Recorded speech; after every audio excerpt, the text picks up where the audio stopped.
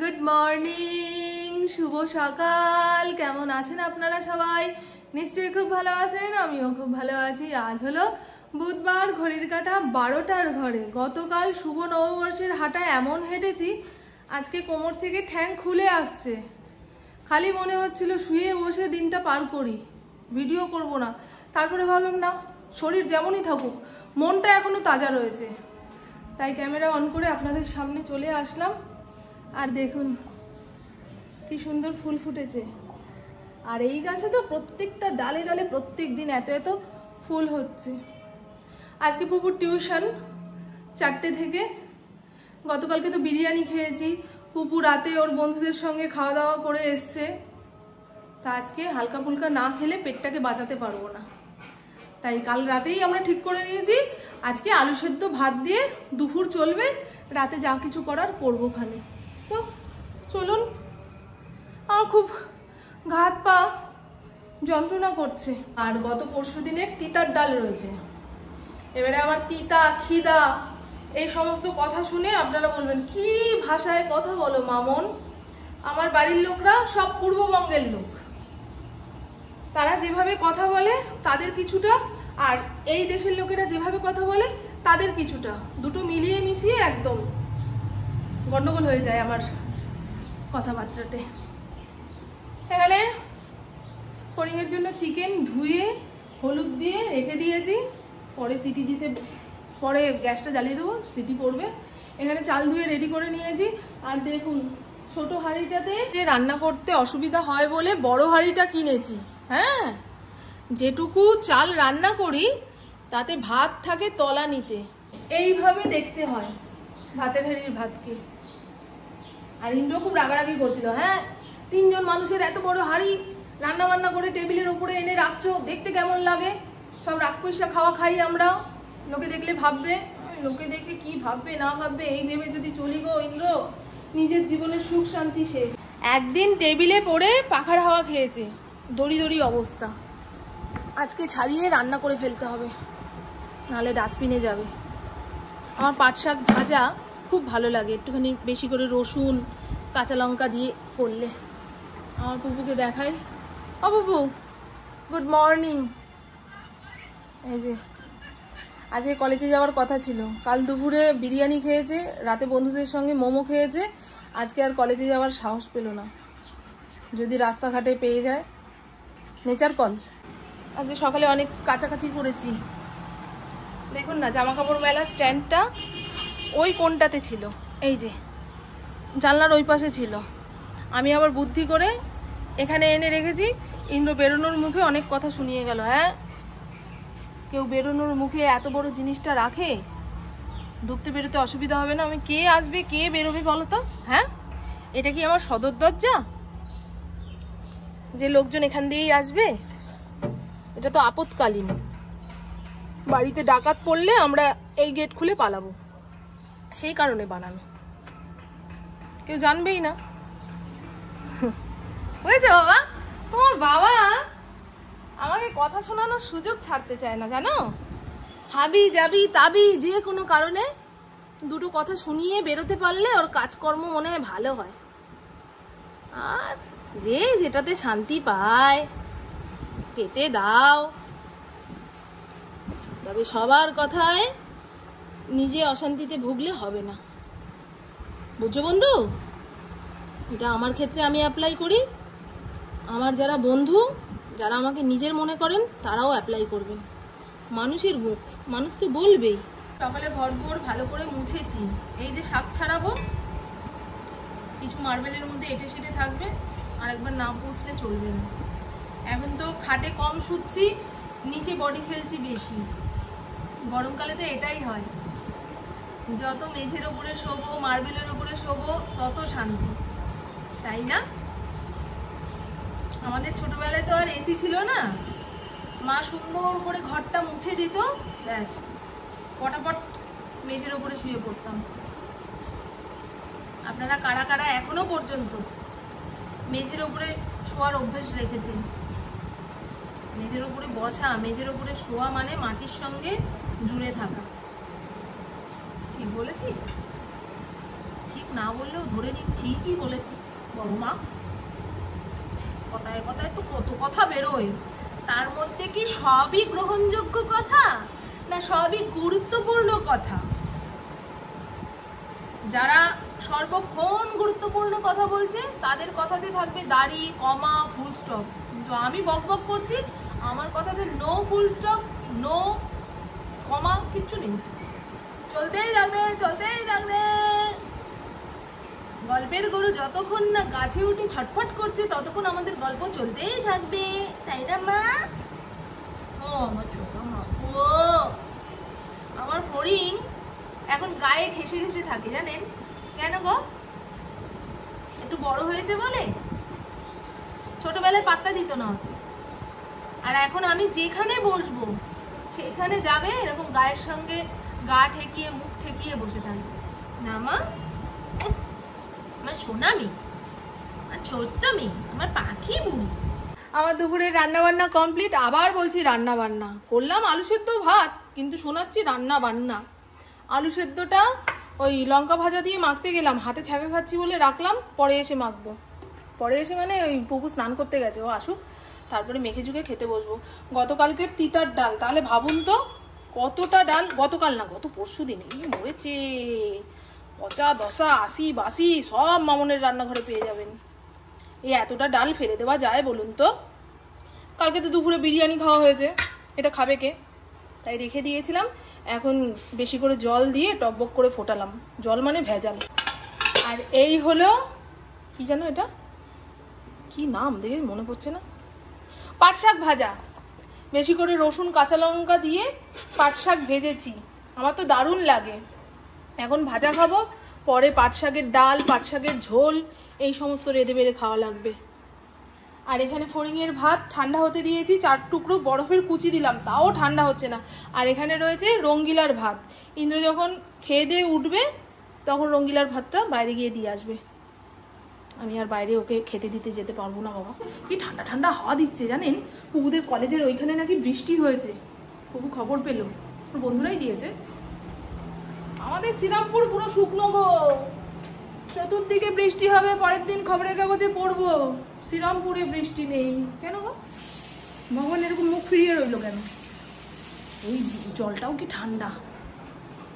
অন্যদিন দুপুর টাইমে ট্যাঙ্কির জলে হাত দেওয়া যায় না। হ্যাঁ, আমাদের বাথরুমের দরজা সবসময় খোলা গো, হঠাৎ দেখে ভয় পেয়ে যাই যে এটা আবার কার বাড়ির রাস্তা। ও সেদিনকে একটা ঘটনা ঘটেছে, সেটা বললে।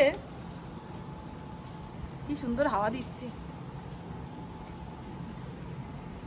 কি হয়েছে কি হয়েছে, সবাই যেন চোখে মুখে কথা বলে। ভালো হাওয়া দিচ্ছে গো আজকে, কিন্তু রোদটা পোড়া তো, হাওয়াটা গরম হয়ে গায়ে বাড়ি মারছে।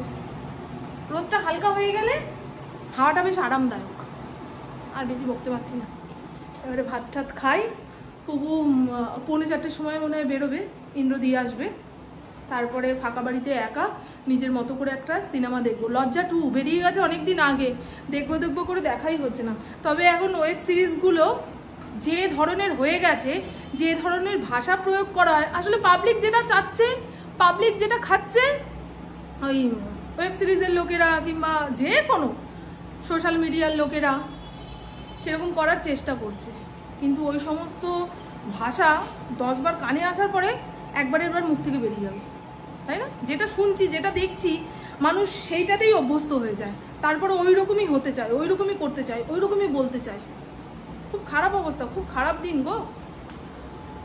আগে সিরিয়াল সবার সঙ্গে বসে দেখা যেত, এখন দেখবেন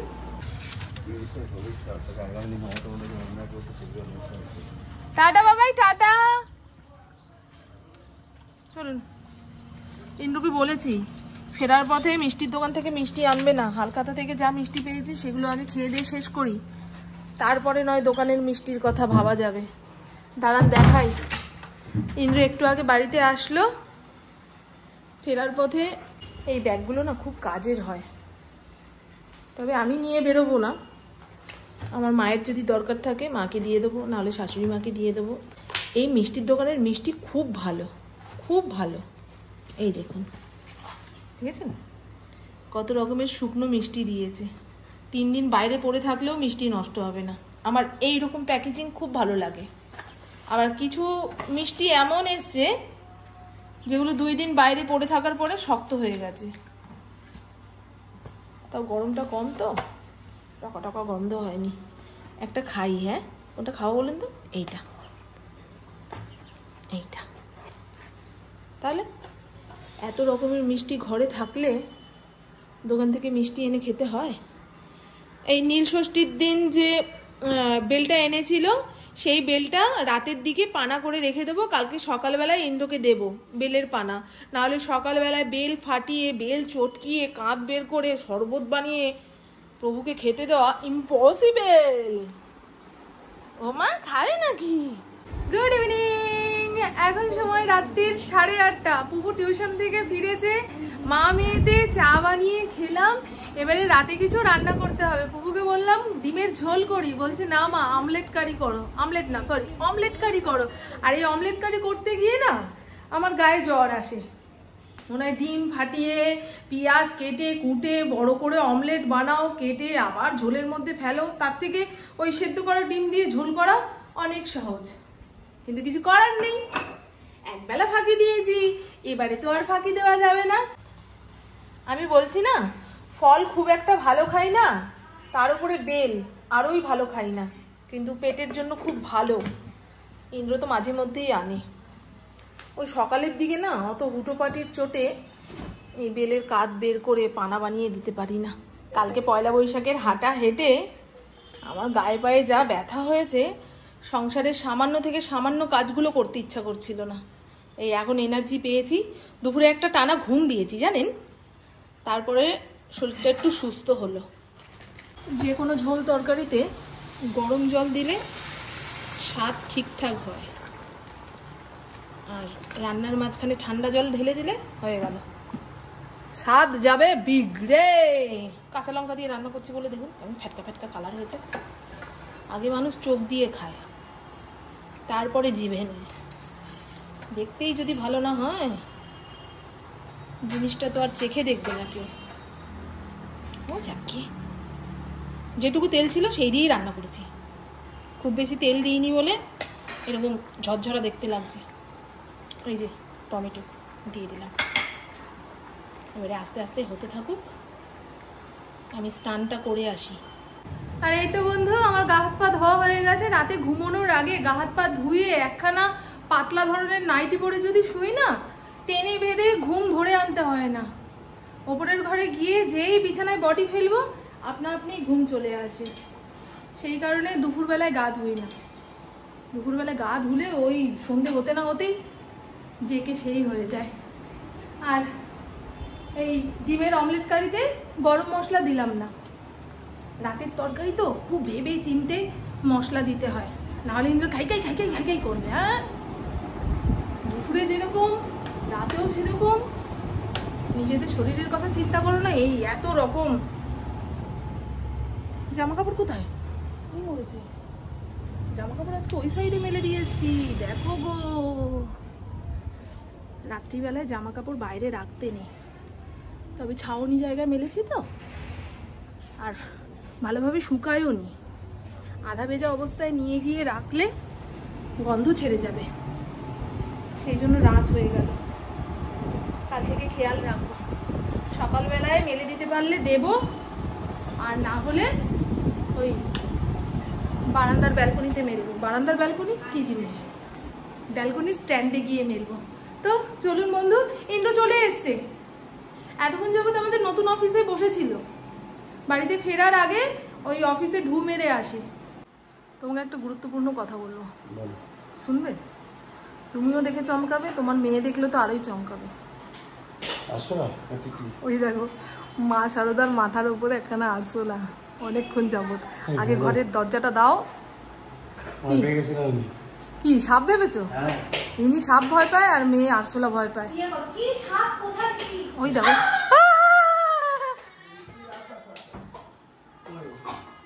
যে দেখা সে দেখে নিয়েছে। ওই ওই দেখুন,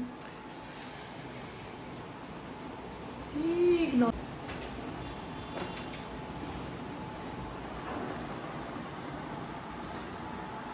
শিকার হয়ে গেছে। এ মা, ওই দেখো, দেখেছো এই ছেলেকে না গেট খুলে বাড়ির বাইরে বের করে দাও। দেখো ভাজা মশলার কৌটোটা মুখে করে নিয়ে এসে কৌটো খুলে ছড়ালো। তাই বলি এত সুন্দর গন্ধ বেরোচ্ছে কেন ঘর দিয়ে? ঝাল ঝাল মশলা। ফড়িংটা না শাসন না করতে করতে বদ হয়ে যাচ্ছে গো। কোনো ডিসিপ্লিন নেই, কোনো শিক্ষা নেই, দীক্ষা নেই। এই দেখুন ডিমের অমলেট কারির ফাইনাল লুক। আলুগুলো 2 নম্বরই জানো ইন্দ্র, অনেকক্ষণ যাবত টকবক করে ফুটছে, তাও সেদ্ধ হয়।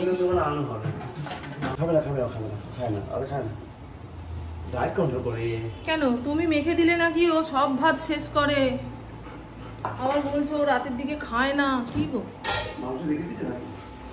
না তো এই এখন না মাংস কম দিচ্ছে জানো, মনে হয়। মানে আগে এক প্রেসার কুকার ভরে মাংস হতো, এখন তলানিতে পড়ে থাকে। মাংসের দাম বেড়ে গেলে হয়তো কোয়ান্টিটিতে কম দেয়। ও তো আবার কেজি কিলোতে আনে না, টাকার অ্যামাউন্ট বলে দেয়, সেই অ্যামাউন্টে ওই মাংস দিয়ে যায়। ধরুন 500 টাকা, 700 টাকা, 300 টাকা, এই টাকার মাংস দিয়ে যায়। চিকেনের দাম কম বেশি হলে চিকেনের কোয়ান্টিটিও কম বেশি হয়। নিচের দিকে ভাত পুরো ধরে গেছিল। এটুকু প্রেসার কুকারে হয় না গো অতটা ভাত।